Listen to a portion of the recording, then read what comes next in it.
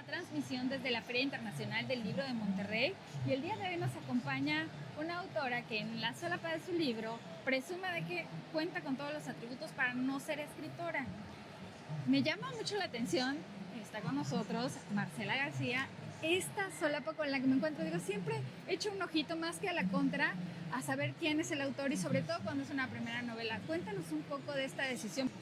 Mira, yo en los últimos años de periodista, bueno, primero fui de pelotón, ¿verdad? Que vas a cubrir la campaña de vacunación y elecciones, etcétera. Pero los últimos años yo estuve en unas páginas que se llamaban Perfiles e Historias. Era una página sin anuncios. Entonces era el sueño de todo reportero. En lugar de sacar 2 notas diarias, tenías 2 semanas para escribir una nota, una crónica, ¿no? Un perfil. Creo que siempre me ha gustado como conocer qué hay detrás de los hechos, cuáles son las motivaciones, el resorte que se activa cuando alguien hace un fraude, cuando alguien mata a su hijo. Es decir, te estoy hablando de perfiles e historias que llegué a hacer siendo una dulce reportera. Sí, claro, que era sucedieron. muy joven y me interesaba saber por qué esto había sido así, pero por qué más, ir más atrás, ¿no? Entonces, bueno, y luego escribía y bueno, recuerda que la crónica es un cuento basado exclusivamente en la realidad, ¿no? Entonces, bueno, siempre me gustó escribir, para mí es una diversión, o sea, escribir me relaja, publicar me estresa, pero cuando terminé el periódico y luego cuando terminé el TEC, porque también de ahí renuncié, porque me busco pocos trabajos estresantes, ahí fue donde dije, bueno, ya voy a empezar a escribir algo. Estaba empezando la violencia en México, bueno, siempre ha habido, pero como pública, que nos tocaba a todos, y me empiezo a observar y digo, ¿qué le pasaría a una mujer como yo que te sale algo y vas con el dermatólogo, que te sientes mal y cambias de alimentación, si de repente alguien te arrebatara tu vida perfecta? Tu vida perfecta, y me refiero a que trabajas, a que ahorras, a que estás detrás de tus hijos, a que te contesta mal el marido, pero es una vida con un equilibrio, me explico, y una vida que controlas. ¿Qué pasaría? Pero hasta ahí no tenía nada más, hasta que luego escuché un comentario en mi familia sobre algo que pasó en mi familia. No que pasó, era una apreciación.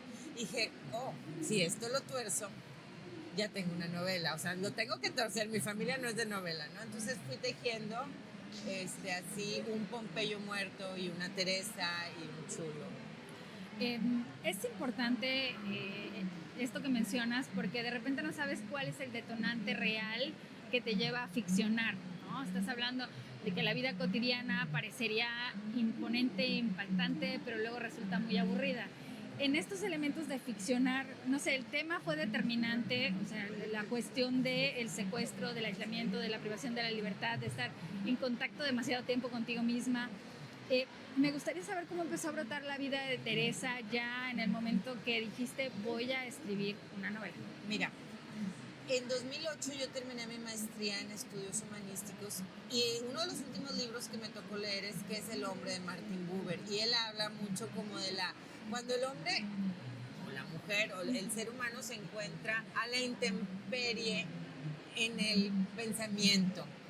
Sí, me acuerdo que dice, y lo dice en la novela, sin 4 estacas para poner tu techito, ¿no? Entonces para mí Teresa fue siendo pues gran parte de cómo soy yo, más todas las cosas que le pasaron a ella que no me han pasado, gracias a Dios, a mí, pero siempre fue como si me hubiera pasado a mí, cómo sería, cómo reaccionaría. Lo único que sí me había pasado es la miastenia. Yo tenía 40 años cuando se me empezó a cerrar un ojo es una enfermedad autoinmune, la pude controlar. A lo mejor tiene un poco que ver con aquello de poco a poco te vas sintiendo menos y más a la intemperie. Y bueno, obviamente el tema de la inseguridad nos hacía sentir muy expuestos cerca de la intemperie o a la intemperie. Claro. Hablábamos de que el pasado cercano es difícil de recrear porque podemos caer en inconsistencias, pero no estamos hablando de un reportaje, no estamos haciendo nada de eso. Pero en la construcción de las descripciones, a mí me parece muy interesante que es donde vemos cuáles son los grandes temas que atraviesan la novela. qué es la finitud, la fragilidad, sí la muerte, pero la muerte como esta condición incluso hasta de suerte. Pero esta fragilidad humana, o sea, la escribiste desde diferentes voces, aunque hay una voz principal. Sí.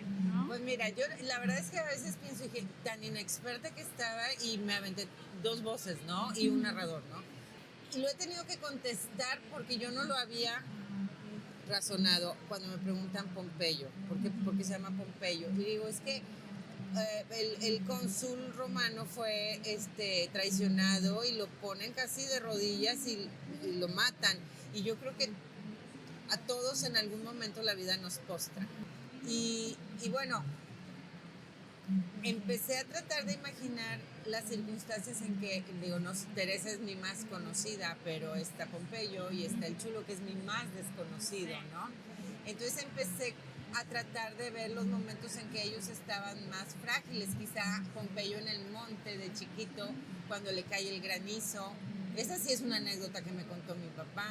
Y la verdad es que creo que a veces se vuelven leyendas las historias que nos cuentan los papás, buscando y construyendo, porque yo ya no tenía a mi papá para preguntarle. Y al Chulo también lo fui construyendo y era muy difícil construirlo. Entrevisté gente para construirlo a él. Y la verdad es que lo demás, entre lecturas, entrevistas y ponerme en el lugar humano, porque al final todos nacimos igualitos, niños de carne y hueso. Y en algún momento, que yo creo que ese es el chiste de la historia, hay un desequilibrio o una bifurcación.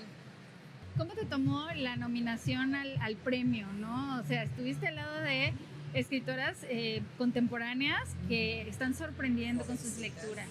Ajá. Bueno, lo primero, a ver, cuando uno se mete a escribir una novela, es porque cree que tiene algo muy importante que decir. Es decir, cuando ya te pones a hacer eso es porque estás bien convencido de eso, pero puede ser la loquita que cree que eso es bien importante y nadie le va a entender. Entonces, pero cuando personas como Fernanda Melchor están en el jurado o Guillermo Real y te eligen entre 80 y tantos, eligen a 4 y en uno de esos, o sea, te sales del rango de edad. No es que haya un rango de edad, ¿verdad? Pero claro, todos tenían 30 años y yo estoy por cumplir 54. Alguien oyó mi mensaje, alguien que no me conoce, que no tiene por qué avanzar más de 5 páginas o de 10 y que siguió leyendo, ¿no? Entonces no sé si dijeron, pobrecita, vamos a meterla, ¿verdad? O si les gustó, pero pues yo sentí que mi mensaje había llegado a alguien más allá de la gente que me conoce. ¿Cómo fue el proceso de hacer el libro con una editorial universitaria? Porque siempre estamos entre el debate de las grandes editoriales que tienen muchísimos sellos literarios y a muchísimos autores como capturados, o las editoriales independientes que están tratando de publicar lo que se puede con lo que tienen. Claro. ¿En dónde queda la edición universitaria y cómo fue para ti trabajar con la Universidad Autónoma de Nuevo León? Entonces, yo no tengo ningún contacto. Entonces, conseguía un contacto que me daba un correo, pero cero recomendación. No me contestaban ni los correos las editoriales, ¿no? Entonces, cuando llego a la universidad y mando con mucho nervio mi primer manuscrito y me empiezan, pero o sea, es decir, ya es alguien que no me quiere, es decir, alguien me conocía, pero mi editor, Antonio, yo no lo conocía ni nunca había cruzado palabra con él y yo no me entiende y él seguramente decir vieja chiflada, o sea, no sé, ¿verdad? Entonces empezamos a hacer el estira y afloja y al final me encantó su edición. O sea, tú estás enamorada de cada página y a lo mejor no son necesarias. Entonces, cuando es un editor que no te conoce, pues bueno, está bien, ni modo. Tienes que someterte otra vez a los desconocidos, a salir de tu círculo de confort. Y al final me gustó su trabajo, me gustó cómo me explicó cómo es el mundo, porque yo siempre lo había visto como reportera o como lectora. Es decir, hay muchos mundos en el mundo editorial, yo no conocía este. Entonces creo que me ha aconsejado, me invitó a participar, me dice, ¿quieres mandar la novela a un concurso? Y yo, pues bueno, va, ni me acordaba que lo había mandado. Cuando me hablaron para darme la noticia, te voy a pasar, y voy a poner en la llamada a alguien más, yo manejando, me pasé donde iba, de cuenta que me iban a dar la noticia del nombre, entonces muy emocionante. Pero gracias a que mi editor conoce muy bien el medio, me fue sugiriendo, si quieres, mándalo, o sea, nada más es de llenar una solicitud y nosotros mandamos los libros. Y se atravesó la pandemia, entonces no avanzaban, pero yo calladita, porque dije, yo no quiero presentar mi libro en Zoom. Entonces me esperé hasta que ya empezó a abrirse un poco, y entonces ya dije, ¿cuándo? Y ya salió muy bien, justo cuando ya estaba empezando a salir la gente a eventos, ¿no? Y bueno, ¿cómo has sentido el ambiente de la feria? Cuéntanos un poquito de tu Ha experiencia. sido muy padre volver a andar con amigas y meternos a ver a Héctor Aguilar Camino, a Ángeles Mastretta, que los leímos cuando estábamos más jóvenes. Entonces, la emoción de la feria como lectora es maravillosa. Como escritora, ayer alguien pasó, me dice, "Ay, te presento a Marcela", la escritora, y yo, porque esto es como una vorágine desde que apareció el libro. Entonces, bueno, voy a tener que ser menos entregada a todo o a eso, porque me tengo que entregar tantito más a más cosas, ¿no? Gracias, Marcela. Le agradecemos a la Universidad Autónoma de Nuevo León por haber puesto a nuestro alcance esta publicación. Felicidades por todo lo que viene.